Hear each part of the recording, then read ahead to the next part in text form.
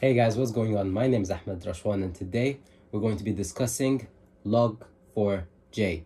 Now, this is a 0-day that's been quite literally exploding the internet, and with the help of John Hammond, tryhackme has put together a room. So we're going to be taking a look at it, trying to understand more about what this vulnerability is, how it works. I know it's a Java library that's vulnerable somehow. I don't know much else besides I know it does use LDAP somehow.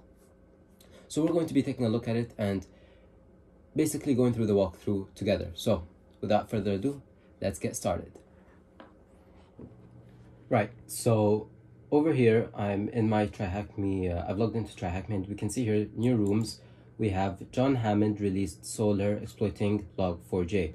Now before I go into this room, I just want to learn more about Log4J, sorry. So I'm just going to do a bit of reconnaissance and Google up what the heck it is. So Apache Log4j is a Java-based logging utility originally written in that, whatever that is. It is part of Apache's logging services, so it's a logging service, a project of Apache Software Foundation. Log4j is one of several Java logging frameworks. Okay, so it's a logging framework. Great. Let's read on the NCSC what they have to say. National Cybersecurity Center, what everyone needs to know. Okay, so let's read about here.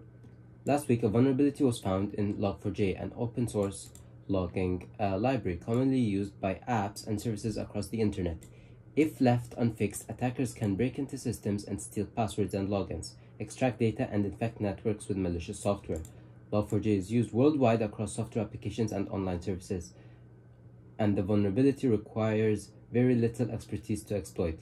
This makes Log4Shell, or Log4j, potentially the most severe computer vulnerability in years. Whoa. Who is affected by this? Almost all software will have some sort of ability to log for development and operational and security purposes, and Log4j is a very common component used for this. For individuals, Log4j is almost certainly part of the devices and services you use online every day. The best thing you can do to protect yourselves is make sure your device and apps are up to date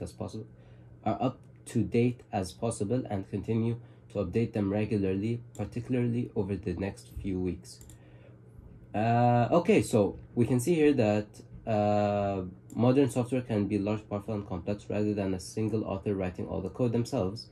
As very common decades ago, modern software creations will have large teams, and that software is made out of building blocks. Okay, so it's just saying how Log4j is, useful, I guess, with modern software. Okay, so we know it's a logging service. We know it's vulnerable, and now I want to get into the more fun part and try and exploit it. Okay, so on December 9th, 2021, the world was made aware of the new vulnerability identified as CVE-2022-44228, affecting the Java logging package Log4j. This vulnerability earned a severity score of 10. Okay, this is serious. The most critical designation, and offers trivial remote code execution on hosts engaging with software that utilizes this Log4j version. This attack has been dubbed Log4Shell.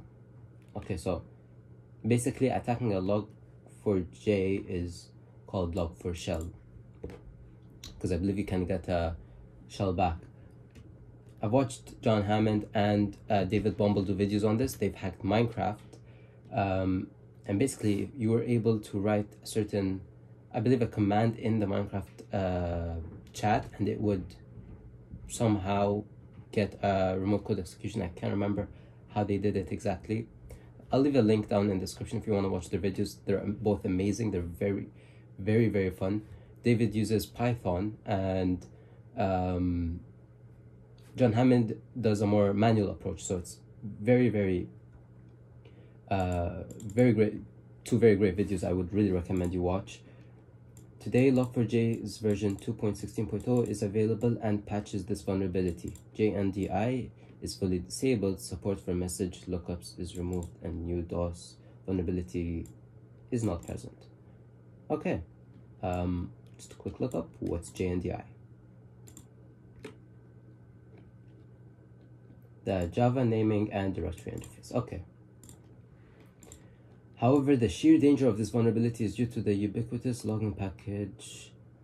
Is millions of applications as well as software providers use this package. We've already established that. Okay, so for growing community support list. Okay, so they've left out GitHub. They've left us Huntress, a blog on Huntress, and a YouTube video. Okay. Please use the information you learn in this room to better the security landscape. Test systems you own, apply patches and mitigations where appropriate, and help the whole industry recover. This is a very current and real-world threat, whether you are a penetration tester, red teamer, incident responder, security analyst, blue team member, or what you have. This exercise is to help you and the world understand and gain awareness of this widespread vulnerability. Okay. Let's start off by joining the room.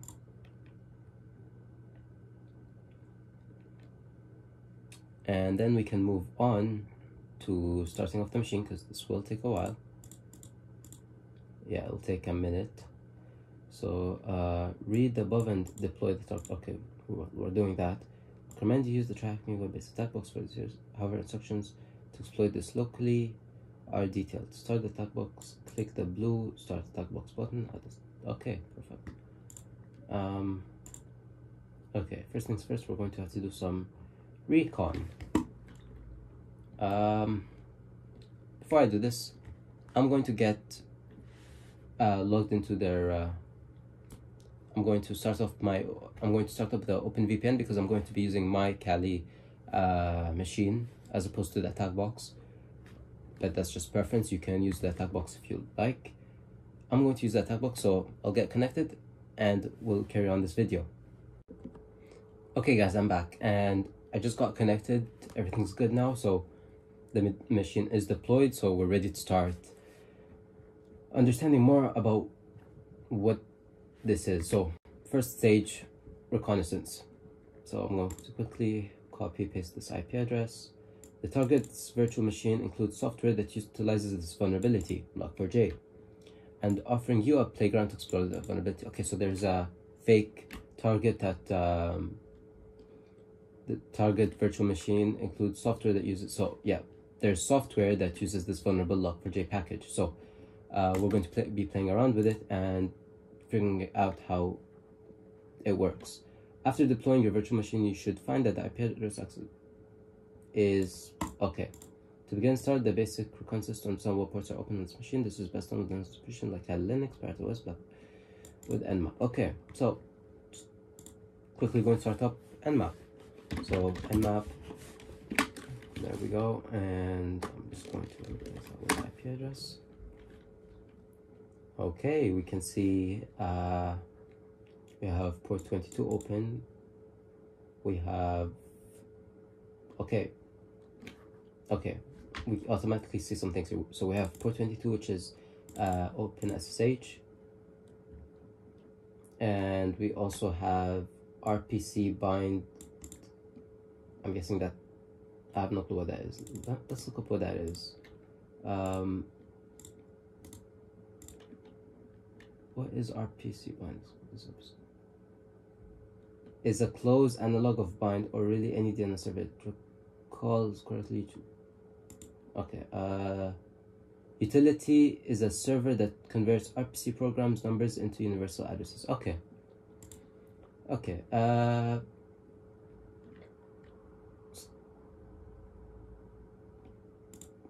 we've done that. What service is running on port? Just the name of the software. 8983. I believe it did not scan everything, and they do say here to may not be immediately noticed by Nmap for the whole picture perspective. Scan all ports. Okay, so let's scan all of the ports. Let's run the same thing. I want to reverse, and I'll run There we go.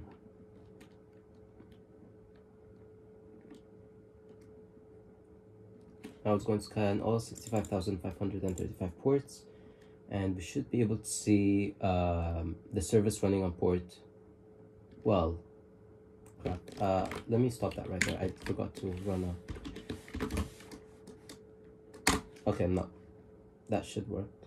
I'll be able to see what service is running on port 8983, and that should be the name of the software. Just give it some time here.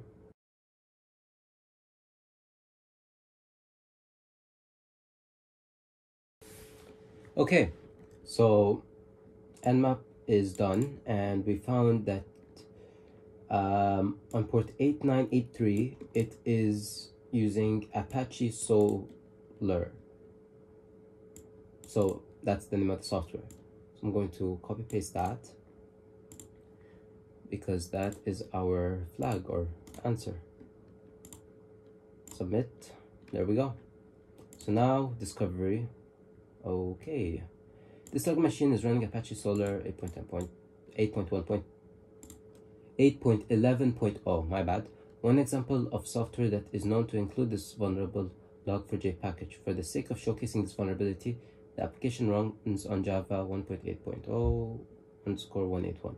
Explore the web interface accessible at and click around to get a feel for the application. For more detail on the Apache Solar, please refer to their official website. Okay. So let me quickly get a copy paste of that. Go in here, paste it, and we want port 8983, I believe, or 84. Oh no, 8983. Okay, so this is the platform. Okay, so we have version number over here. Java. I can't remember what JVM stands for.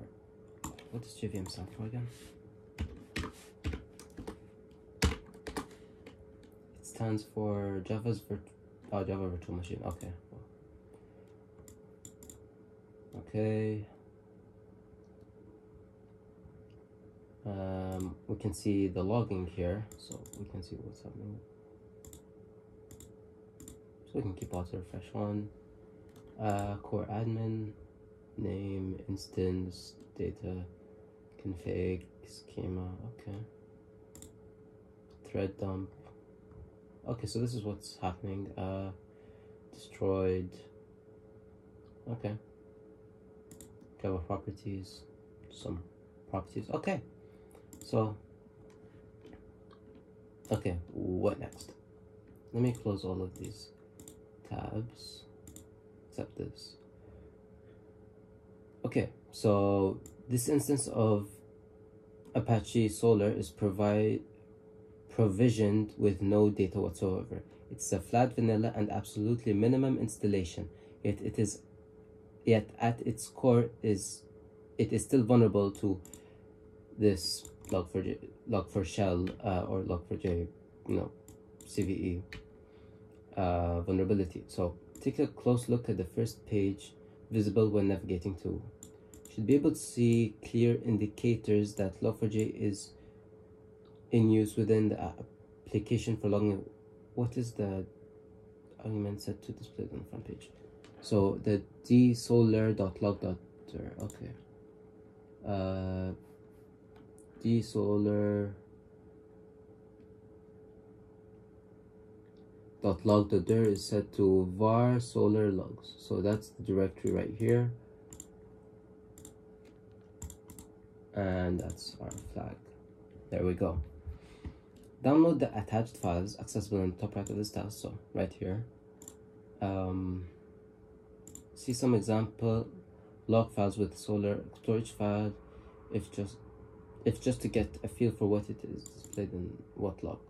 One file has a significant number of info entries showing repeated requests to one specific URL endpoint. Which file contains this repeated entry? Just name the self itself, no patch needed. Okay, okay, let's first of all download this, and then can start by doing a tab, and then cd load, and then okay, so we can unzip that.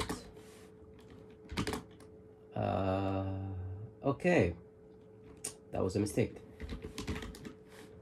Let me do this. Let me do make it there. I'm gonna call it Apache Solar, and then let's move. Yeah, let's move this to in here, and then let's unzip again. So at least we have everything a little bit more organized. So, okay. You can see we have Solar Log2, Solar Slow Requests, Solar. Okay. What should I do now? Download data. One file has a significant number of info entries showing repeated requests to one specific URL endpoint. Which file contains this repeated entry? Okay.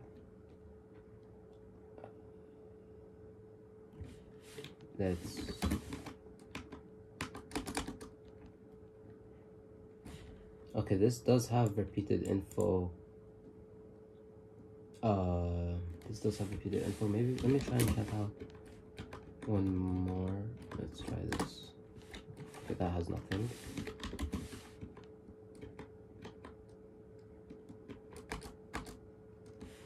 This has a lot of, okay, this does have a lot of info ones as well. I'm going to assume it's this one because solar.log, yeah. Solar.log, there we go. Submit that and we got it. Okay. What path or URL endpoint is indicated in these repeated requests? Well, we see that here. It's where is it? It's admin cores. So that's the path. Okay, and that's what we're going to input as our answer. Viewing these log entries, what field name indicates some data entry point that you as a user could control? Just the field name. Okay, viewing these log entries, what field name indicates some data entry point that you as a user could control? Okay, so let's view these.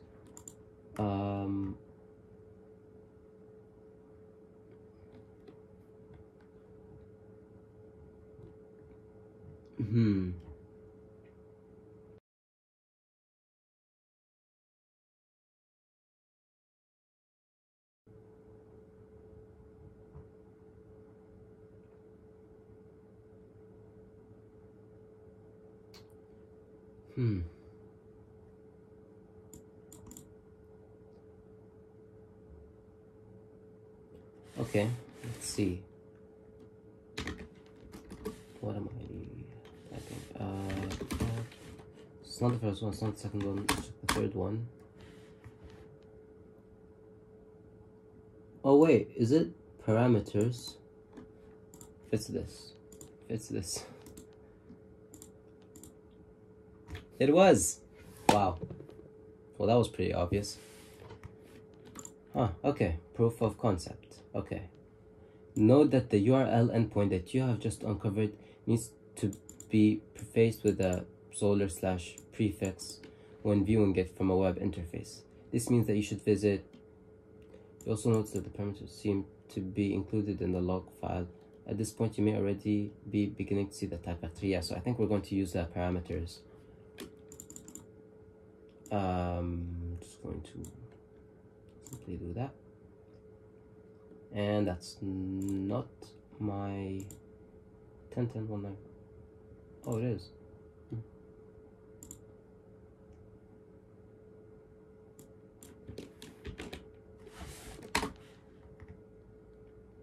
Okay, the parameters seem to be included in the log file. Yeah, let's check that. So yeah, so we need a parameter of some sort. So admin cores, and then we need the parameter. The Log4j package adds extra logic to the logs by parsing entries, ultimately to enrich the data, but may additionally take actions and even evaluate code based off of the data entry. This is the gist of CVE 2022-44228.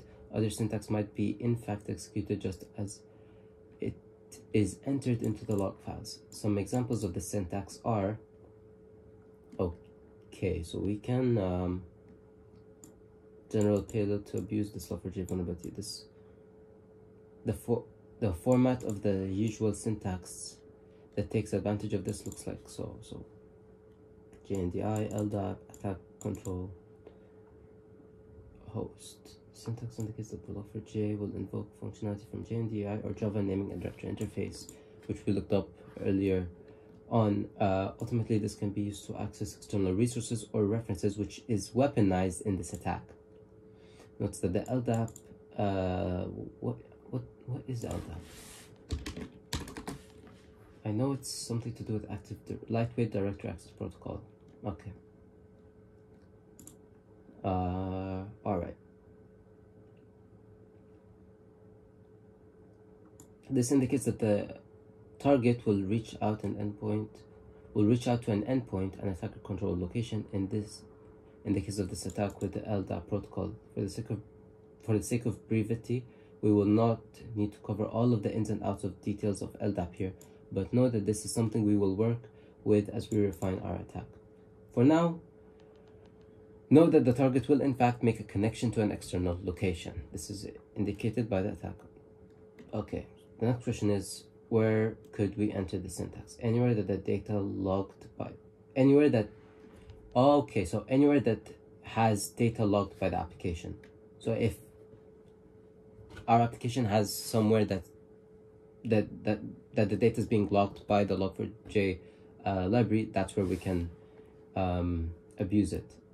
So this is the crux of this vulnerability. Unfortunately, it is very hard to determine where the attack surface is for different applications, and ergo what applications are in fact vulnerable.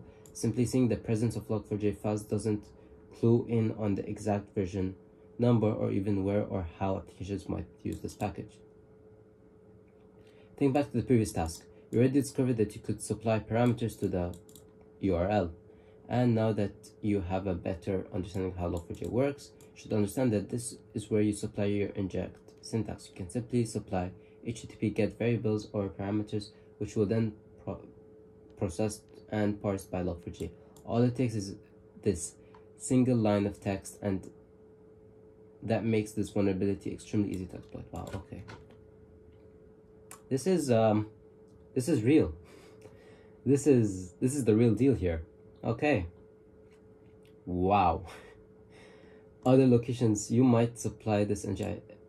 So input boxes, user and password login forms, data entry points within applications, HTTP headers, or other customizable headers, any place for user supply data. So anywhere we can really supply data is a potential is a potential location where we can supply the JNDI syntax. If you would like more information on it, please view this Black Hat USA presentation from 2016. Okay. Answer the questions below. To prepare your environment for testing the vulnerability and receiving connection, view your own attack machine IP address with the following. Okay. Let's do that. Okay, let's do that. Let's clear this off and let's do right. I'm going to obviously blur this out. Okay.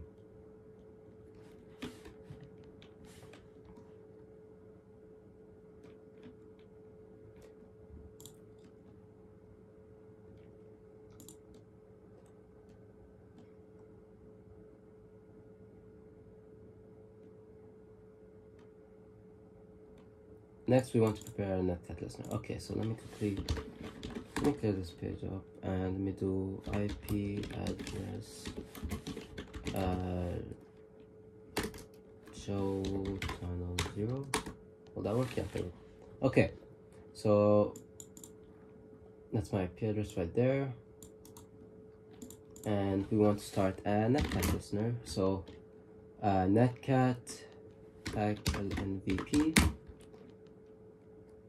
and we want to start on port 9999. Great. Now I'm going to open a new tab just in case. Now that you have a listener stage, make a request including this primitive JNDI payload syntax as part of the HTTP parameters. This can easily be done with the curl command line utility. Okay, perfect.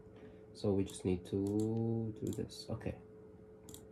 I'm going to right, so curl that big line of maybe I should have actually added that, yeah. Okay, so it's going to curl HTTP, the IP address on port 8983, solar admin cores, and then this is our parameter.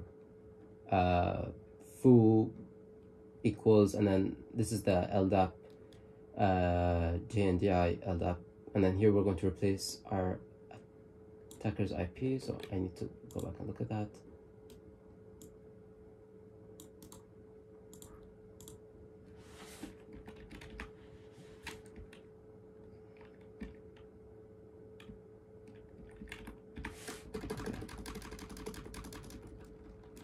On port 9999. Great. So if we do that, what just happened? Okay, let's carry on. Now that you have a listener stage, perfect. No, due to the use of the $sign character in your syntax, you must ensure you wrap the URL within single quotes. Yeah. So bash your command line tool shell does not interpret it as a variable. Additionally, you must escape out of the curly brackets with a single / character, so those are not misinterpreted with the curl command arguments. Verify you have received the connection by seeing the following message in your netcat listener. Okay, so we have connection received from. So if we go back to our netcat listener, we should, if all goes well, and if we follow this as we should see a reverse shell in our netcat. And we did. Yeah. I believe. Yeah, that's a reverse shell right there. I just have to remember how exactly what. This is only a proof of concept showing a connection from the machine that can be returned outbound. We get a reverse shell in task 5. Okay, so this is just a normal shell back with proof of concept. Okay. Hey guys, Ahmed from the future here, and I stopped here because in order to carry on, I need to have Java 8 and install Maven. So because my current Kali Linux machine has Java 11, I cannot carry on with the rest of the walkthrough. But we were able so far to get to prove, we got a proof of concept. We've seen that how there are vulnerable, the parameters, how we can use the parameters and use LDAP to get a shell, not a reverse shell back where we can interact with it, but a shell that we've proven that it is exploitable. We've identified the vulnerability, and so I'm going to make this part 1. If you want to see part 2, please hit the subscribe button, like, comment, do all of that, and I hope you've learned something, because I definitely have. This is a very interesting vulnerability. It's actually very interesting to discover and learn. I had a lot of fun doing this. If you want to see part 2, smash the like button, subscribe, do all of that, and I'll see you guys. Bye.